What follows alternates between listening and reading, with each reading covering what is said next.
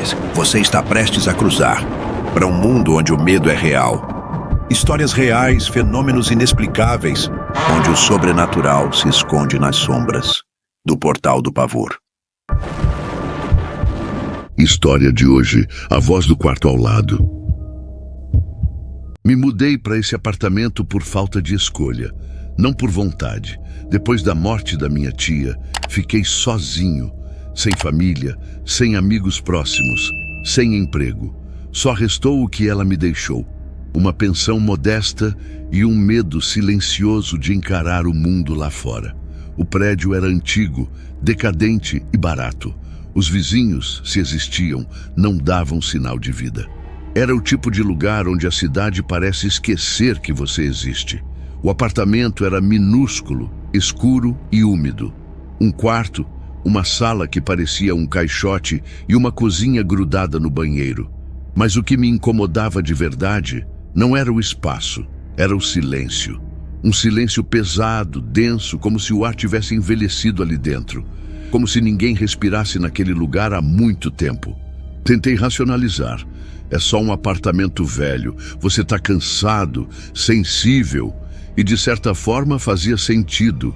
A mente nos prega peças quando a gente está vulnerável. Só que naquela primeira noite, algo aconteceu. Eram 3 e pouco da manhã quando acordei de repente. Não por um sonho, mas por um som, um sussurro muito baixo, do outro lado da parede. Permaneci deitado em silêncio absoluto. Pensei ser algum encanamento, um ruído aleatório do prédio, talvez uma TV ligada. Mas então, ouvi de novo. Mais claro, mais direto. Lucas. Meu corpo inteiro enrijeceu. O nome me atingiu como um choque elétrico. Sentei na cama, o coração acelerado. Esperei. Nada. Levantei e colei o ouvido na parede do quarto. Nada além de silêncio. Voltei para a cama sem conseguir fechar os olhos. Talvez fosse coisa da minha cabeça. Talvez eu tenha sonhado acordado. Mas algo no tom daquela voz tinha algo familiar e ao mesmo tempo errado. Não era apenas alguém chamando meu nome. Era como se estivesse me esperando. Como se soubesse que eu estaria ouvindo. Na noite seguinte, lá estava ela de novo. Mesmo horário, mesmo sussurro. Lucas. A voz vinha do apartamento ao lado. Eu podia jurar. Só que ninguém entrava ou saía daquele lugar.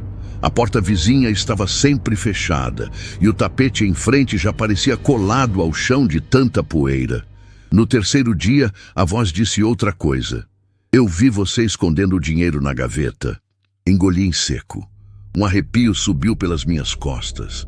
Era verdade. Eu tinha guardado meu último dinheiro numa meia no fundo da gaveta do guarda-roupa. Ninguém sabia disso. Ninguém poderia saber.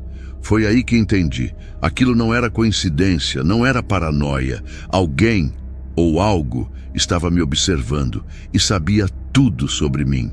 Depois daquela terceira noite, algo dentro de mim quebrou. A voz sabia sobre mim de um jeito que nenhuma pessoa no mundo saberia. Segredos enterrados, coisas que eu nunca contei a ninguém, que nem eu gostava de lembrar. Comecei a anotar tudo, pegava meu caderno logo depois que a voz falava e escrevia palavra por palavra, dia, hora, conteúdo. Era sempre entre 3h15 e 3h20 da manhã. No quarto dia, ela disse, por que você não contou para sua mãe que viu o pai dela morrer? Eu tremi. Era uma lembrança apagada. Eu tinha 7 anos. Meu avô teve um infarto no sofá da sala e eu fiquei ali, parado, escondido atrás da cortina. Vi tudo. Só corri para chamar minha mãe depois que ele parou de se mexer. Nunca contei isso para ninguém. No 5º dia, a voz falou, você ainda sonha com o porão da casa da sua tia, não sonha? O porão, aquele maldito porão onde eu ficava trancado quando fazia besteira. Escuro, abafado, com cheiro de terra molhada e pano mofado. Eu odiava aquele lugar. Minha tia dizia que era pro meu bem, mas era ali que eu aprendi a conversar comigo mesmo no escuro e a ouvir o que não devia. A voz não parava. Cada noite trazia um novo golpe, coisas tão íntimas que eu comecei a duvidar da minha sanidade. Tentei gravar com o celular, mas nunca dava certo. O som simplesmente não aparecia nas gravações. Nem ruído, nem eco. Só o silêncio. Comecei a pensar que talvez eu estivesse perdendo a razão, mas algo em mim dizia que não, que aquilo era real, palpável. A voz estava me testando, observando como eu reagia a cada confissão. Na sexta-feira, ela sussurrou: "Você lembra do gato, não lembra?" E eu soube exatamente do que ela falava. Quando eu tinha 12 anos, achei um gato morto no quintal, um siamês branco. Enterrei sozinho, sem contar a ninguém. Mas o que eu nunca contei foi que naquela noite ouvi ele miar do lugar onde o enterrei. Eu nunca mais dormi direito desde então. A voz não parava. Você sonha com ela, mas ela nunca responde. Você finge que não lembra do armário com sangue. Você não devia ter aberto aquele caderno. Cada frase me derrubava. Comecei a temer a hora de dormir. Passava as noites em claro, só esperando a voz começar. E ela sempre começava, no mesmo tom, sem pressa, como se estivesse se divertindo. Cheguei a pensar em mudar de apartamento, mas algo me prendia. Uma sensação de que, mesmo se eu fosse embora, ela me seguiria. A parede não era o limite. Era só o começo. Eu precisava de respostas. Não aguentava mais viver à mercê daquela voz. Então, decidi enfrentar a única possibilidade lógica: o vizinho. Aquele que supostamente morava no apartamento ao lado. O mesmo de onde vinham os sussurros. Na manhã seguinte fui até a porta dele. Toquei a campainha. Esperei. Nada. Bati com os nós dos dedos. 1, 2, 3 vezes. Silêncio absoluto. A porta parecia nunca ter sido aberta.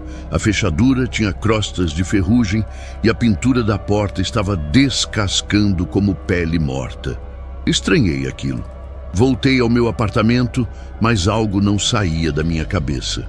Horas depois, desci para falar com a síndica do prédio, uma senhora que parecia viver há décadas ali. A encontrei na portaria, regando uma planta que parecia tão velha quanto o prédio. "Com licença, a senhora sabe quem mora no 305? Ela franziu a testa, como se eu tivesse acabado de perguntar se existia uma escada para o céu. "O 305? Sim, o apartamento ao lado do meu." Ela apertou os olhos e respondeu com uma voz rouca: "Filho, o 305 está vazio faz uns 12 anos. Senti o chão afundar sob meus pés." "Como assim vazio?" "Eu ouço barulhos, vozes. Não tem ninguém lá desde que o seu Cláudio... desde que ele sumiu." "Sumiu?" Ela assentiu lentamente. "Morava sozinho. Depois da morte da esposa ficou... estranho.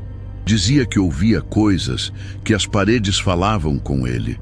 Um dia, simplesmente desapareceu, nem corpo teve. A polícia não achou nada. E ninguém mais entrou lá desde então. O dono do prédio lacrou o apartamento. Diz que dá azar.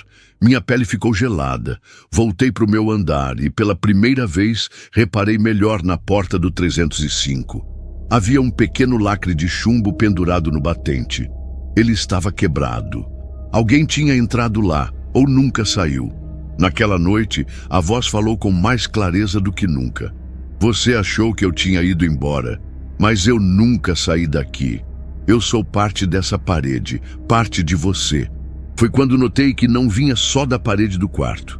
Vinha também do teto, do chão, um eco subterrâneo que vibrava como se o prédio inteiro tivesse pulmões. Corri para fora do apartamento. Dormi no hall, sentado no sofá empoeirado da recepção, sem conseguir fechar os olhos. No fundo eu sabia, fugir não adiantaria. A voz não estava mais só no quarto, estava em mim. Depois daquela revelação sobre o 305, minha percepção de realidade começou a se desfazer. Nada mais fazia sentido. A voz, antes um mistério, agora era uma ameaça viva, com intenções ocultas e um conhecimento impossível. Mas o que aconteceu a seguir me fez perder totalmente o controle da situação. Na noite seguinte, exausto, tentei dormir fora de casa. Peguei um quarto barato em uma pensão no centro, sujo e fétido, mas longe do prédio. Queria apenas silêncio. Nada de paredes antigas, nada de sussurros. Consegui cochilar por algumas horas, até ser acordado pelo som de uma notificação no celular. Uma mensagem de número desconhecido. Volta, você vai se arrepender se ficar. O coração disparou. Meu primeiro impulso foi achar que era um trote. Mas então, a segunda mensagem chegou, segundos depois. Se você sair hoje às 8h17, o ônibus vai bater e a mulher de azul não vai sobreviver. Olhei o relógio. 8h14. Fiquei paralisado. 3 minutos. 3 minutos até a realidade testar minha sanidade. Por impulso, corri até a janela do quarto. Lá fora, na esquina, uma mulher de blusa azul esperava no ponto. Sozinha. E às 8h17 em ponto, um ônibus perdeu o controle ao dobrar a rua, atropelando-a com violência brutal. O grito ecoou dentro de mim mais alto do que qualquer sussurro. Voltei para o apartamento tremendo. A voz me recebeu como um velho amigo. Viu? Eu sei. Sempre soube. A partir daquela noite, os sussurros mudaram. Eles antecipavam as coisas. Pequenas no começo. Uma ligação que eu receberia. Um objeto que eu derrubaria. Depois, coisas maiores. Não atenda o telefone amanhã, é ela. E ela mente. Era minha ex. Me ligou no dia seguinte. Atendi. Ela me disse que ainda me amava, queria voltar. Mas 2 dias depois descobri que ela estava noiva de outro homem. A voz tinha avisado. Comecei a depender dela. Passei a esperar, ansioso, cada nova profecia. Era como um oráculo maligno grudado na parede. Mas a sensação de controle não durou, porque então ela disse: em 7 dias você vai morrer, simples assim, sem rodeios. Dia 23, às 3h33 da madrugada, no seu quarto. Tentei fugir de novo. Fui para a casa de um primo no interior. Sem dizer nada, desliguei o celular, evitei qualquer tecnologia. Mas na segunda noite, às 3h33, a TV desligada ligou sozinha, tela preta, som nenhum, até que a imagem distorceu e a voz saiu pelo alto-falante. Você pode correr, mas no fim vai ouvir, sempre vai me ouvir. A partir dali, não importava onde eu estava, ela vinha. No espelho do banheiro, no rádio sem pilhas, até no som da água escorrendo da torneira. O mundo tinha virado uma caixa de ressonância. E eu era o instrumento. Voltei ao apartamento. Era como se algo me puxasse de volta. Uma âncora invisível fincada dentro de mim. O número 23 se aproximava. E com ele, uma pressão constante, como se o tempo estivesse encurtando. Os dias ficando mais escuros e as madrugadas mais longas. Fiz o que pude para impedir o inevitável. Empurrei o guarda-roupa contra a parede. Preguei tábuas. Usei fones de ouvido industriais. Toquei música alta a noite inteira. Coloquei espelhos virados para as paredes, sal grosso em todas as entradas. Fiz orações que nem sabia se acreditava. Nada adiantava. Na madrugada do dia 22 para o 23, o sussurro voltou. Mas não da parede, não do teto, de dentro, não sei explicar. Era como se a voz tivesse se alojado em mim, dentro do meu crânio, vibrando atrás dos olhos, debaixo da pele. Tá ouvindo agora, Lucas? Tá ouvindo do lugar certo? Corri para o banheiro, vomitei até ver sangue. Me olhei no espelho e por um instante juro que vi algo atrás de mim. Um vulto parado, imóvel, encostado na parede que eu havia tapado. Só que dentro do reflexo ela não estava coberta. A parede estava limpa, branca, como era antes. E uma sombra me observava do outro lado. A cabeça inclinada, o rosto invisível, mas os olhos estavam onde os meus deveriam estar. Quebrei o espelho.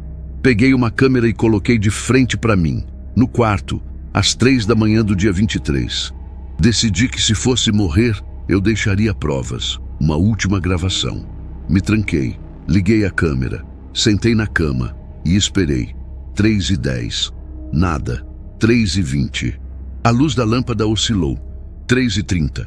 A temperatura caiu. Tudo parecia em câmera lenta. O som parou. O tempo parou. 3h33. A câmera registrou, mas eu não lembro de nada. Acordei na manhã seguinte com a luz do sol invadindo o quarto. Nenhum corte no corpo, nenhuma marca e, acima de tudo, nenhuma voz. Pela primeira vez em semanas, o silêncio voltou a ser apenas silêncio. Por um momento achei que tinha vencido, mas quando fui ver a gravação da madrugada, algo me quebrou por dentro. A câmera mostrou eu dormindo, sereno, respirando fundo, como um bebê. Mas no minuto final da gravação, algo se move ao fundo da tela. A parede começa a se ondular como se respirasse, e uma voz, clara, pausada, segura, sussurra olhando diretamente para a lente. Ele finalmente aceitou. Agora ele é um de nós. A gravação termina ali. Tentei deletar, reformatar o cartão. Nada funcionava. A voz ficou presa no vídeo como um veneno digital. E naquele momento percebi, talvez a morte que ela previu não fosse do meu corpo, mas da minha consciência. Eu devia ter destruído aquela fita, queimado, enterrado, qualquer coisa. Mas a curiosidade venceu, sempre vence. Subi o vídeo para um drive privado. Compartilhei com um fórum de casos paranormais, apenas para ver se alguém encontrava alguma explicação lógica, alguma falha técnica, algum erro de edição, qualquer coisa que provasse que eu ainda estava no controle. Mas então começaram as mensagens. Assisti o vídeo e agora ouço sussurros no banheiro. A voz me chamou pelo nome. Meu nome real. Não tá no vídeo. Minha TV ligou sozinha às 3h33 da manhã e a gravação tava na tela. Gente do Brasil inteiro, de outros países, nomes que eu nunca vi, perfis sem foto, contas recém-criadas, todos com o mesmo padrão. Algo começou a sussurrar para eles também. Alguém vazou o vídeo na Deep Web e agora ele se espalha como um vírus silencioso. Chamam de a fita da parede. Alguns acham que é ARG, outros creepypasta. Mas quem assiste até o final, ouve, sempre ouve. Aquela frase, a maldita frase. Ele finalmente aceitou. Algumas pessoas relatam sintomas, alucinações sonoras, mudanças de comportamento, perda de memória. Uma garota jurou que acordou escrevendo palavras que não lembrava ter aprendido. Um cara tatuou a frase da fita no braço, em um idioma que nem existe. Mas o pior são os que desaparecem. Simplesmente somem, deixam tudo para trás. Celular, documentos, só desaparecem. Como o antigo morador do 305, como eu quase desapareci. E agora eu te pergunto, você assistiria esse vídeo até o fim? Porque ele está aí, em algum lugar da internet, escondido entre links quebrados, fóruns abandonados e arquivos corrompidos. Basta clicar, basta deixar rodar. Mas uma vez que você ouve, não tem como desouvir. Eu sou a prova disso. Vivo no silêncio mais absoluto agora, sem celular, sem eletrônicos. Moro num sítio isolado onde mal tem energia. E ainda assim, toda madrugada, às 3h33, escuto. Uma respiração atrás da parede de madeira, um sussurro que não precisa mais da minha permissão. E às vezes, ele não fala nada, só ri. E sabe o que é pior? Eu também. Se você quiser ver o vídeo original, cuidado. Dizem que se você escutar até o final, a voz encontra um caminho até você. Pode ser na parede, no seu celular, no som da geladeira ou no silêncio do seu quarto às 3h33. E aí, você vai assistir? Deixe nos comentários, você ouviria a voz até o fim? Se quiser mais histórias como essa, reais ou não, ative as notificações.